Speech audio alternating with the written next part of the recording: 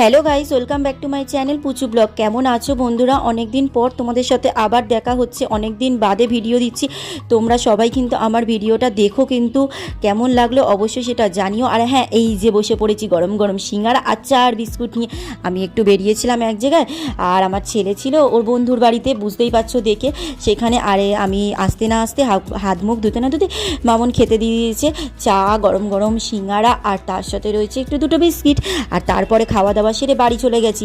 সকালবেলা পরের দিনকারে ছিল আমাদের বাড়িতে অনুকূল ঠাকুরের একটা জন্মদিন, মানে সবার বাড়িতেই হয় এটা। এই যে আমার শাশুড়ি মা কিন্তু সকাল সকাল উঠে পুজো দিয়ে দিয়েছে, আর আমি ওপরে কাজ করছিলাম, ছেলে বললো একটু ভিডিও করে আনি, তাই তোমাদের সাথে শেয়ার করে নিলাম আমাদের ঘরে কীরকম মোমবাতি টোমবাতি জ্বালিয়ে সুন্দর করে একটা মানে সকাল সকাল পুজো দেওয়া হয়ে গেছে। তারপরে আমরা চলে গেছিলাম ছেলেকে পড়তে দিতে।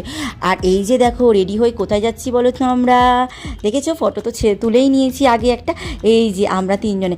আজ ছিল রান্না পুজো, 17ই সেপ্টেম্বর।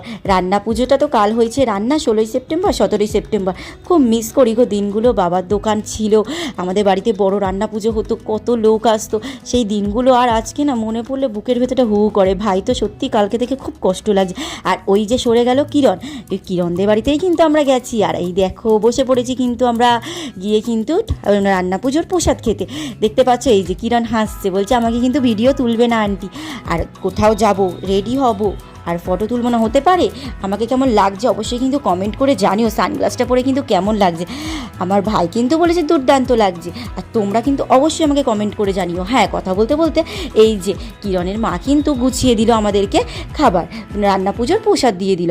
এই যে এখানে কিন্তু অনেক কিছু খাবার রয়েছে, ভাত রয়েছে, নানা ধরনের ভাজা রয়েছে, ইলিশ মাছ ভাজা রয়েছে, পায়েস রয়েছে, পিঠে রয়েছে, পুঁই শাক রয়েছে, নানা ধরনের খাবার। এই রান্না পুজোর প্রসাদ আমি অনেক বছর বাদেই খেলাম বলতে পারো। মানে আমাদের বাড়িতে যখন হতো তখন, তারপরে ঠাকুমা মারা যাওয়ার পরে আর মানে সেরকমভাবে খুব একটা হলো না, কারণ ঠাকুমা মারা যাওয়ার পরপরই বাবা অসুস্থ হয়ে পড়েছিল, তাই সেরকমভাবে আর কিছু হতো না। কারণ আমার বাবাই ছিল আয় করার একমাত্র লোক, সেই যদি অসুস্থ হয়ে পড়ে আর কি করে হবে বলো? নমস্কার করে প্রসাদটা খেয়ে নিলাম, তারপরে প্রসাদ খেয়ে চলে এসেছি আবার মামনদের বাড়িতে। খুব রোদ উঠেছে, তাই আজকে একটু ভাবলাম একটু বসে যাই, একটু বাদেই ওদের বাড়ি থেকে বেরাবো। এই যে সুরজিৎ কিন্তু দুষ্টুমি করছে, এই যে তার জন্য কিন্তু সুরজিৎ মারও খেয়েছে দুষ্টুমি করতে করতে। আর আমিও বসে পড়েছি একটু রেস্ট নিতে। আর কেমন লাগলো আজকের ভিডিওটা অবশ্যই কিন্তু আমাকে কমেন্ট করে জানিও বন্ধুরা। অনেক দিন বাদে তোমাদেরকে ভিডিও দিচ্ছি, আবারও বললাম, সেই জন্য বলছি তোমরা লাইক কমেন্ট শেয়ার করতে ভুলো না, আর সাবস্ক্রাইব করতে কিন্তু একদম ভুলো না। ভালো থেকো বন্ধুরা, সবাই কিন্তু খুব খুব ভালো কাটিও কিন্তু বিশ্বকর্মা পুজো। টাটা বন্ধুরা।